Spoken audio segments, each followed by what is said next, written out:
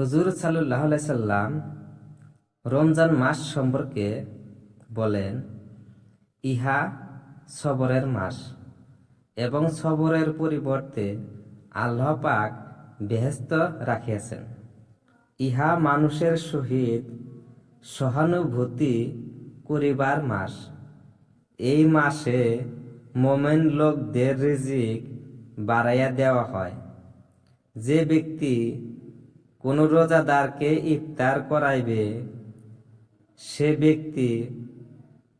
সে ব্যক্তির জন্য উহা গুনাহ মাফের ও দোজকের অগ্নি হইতে নাজাতের কারণ হইয়া দাঁড়াইবে এবং উক্ত রোজাদারের সওয়াবের সমতুল্য সওয়াব সে ব্যক্তি লাভ করিবে।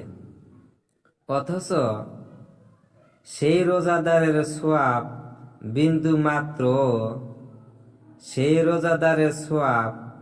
বিন্দু মাত্র কম হইবে না।